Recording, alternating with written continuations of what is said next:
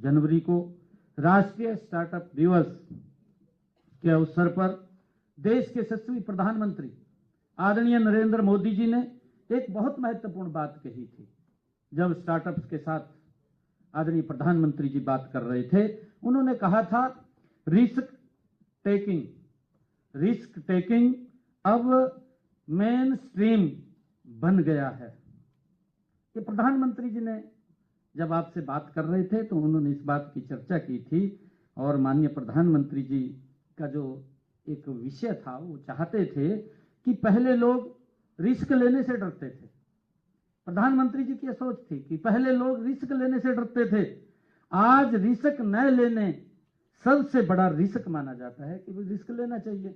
आप अगर रिस्क नहीं लेंगे तो काम कैसे होगा। एकदम बदलाव आया है, सोच के अंदर बदलाव आया है। पहले तो ये सोचते थे कि अगर हमने रिस्क ले लिया तो पता नहीं मैं क्या हो जाऊंगा, मेरा काम चले ना चले, मेरा पैसा बर्बाद हो जाएगा। परंतु जब आप रिस्क लेंगे और रिस्क के अंदर आप मेहनत से आगे बढ़ेंगे तो आप, कई बार होता है, तो आप ऊंचाइयों को छुएंगे। आदरणीय प्रधानमंत्री जी ने ये बात कही थी कि रिस्क टेकिंग अब मेन स्ट्रीम बन गया है। ये आदरणीय प्रधानमंत्री जी का शब्द था। साथियों, मुझे खुशी है कि इस बात की कि इस स्टार्टअप क्रांति में हमारी बेटियां भी पीछे नहीं हैं।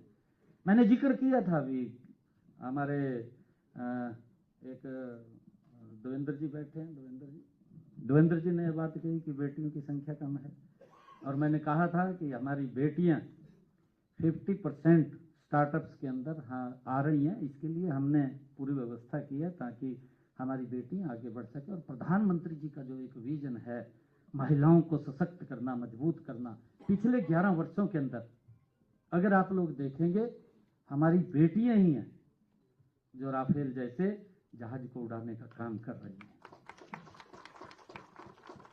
साथियों, हमारी वो बेटियां ही हैं। ऑपरेशन सिंदूर के समय में लीड लेने का काम अगर किसी ने किया तो हमारी बेटियों ने ये किया है। आदरणीय प्रधानमंत्री जी का जो एक सोच है कि बेटियों को आगे बढ़ाया जाए, उनको सशक्त किया जाए, मजबूत किया जाए, ये एक क्षेत्र में नहीं है।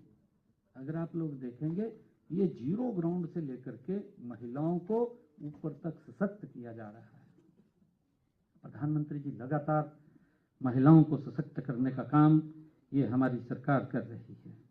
साथियों, हरियाणा सरकार भी महिला उद्यमियों को हर कदम पर सहयोग देने के लिए हमारी सरकार प्रतिबद्ध है। साथियों, मुझे खुशी है, हमारे शास्त्रों में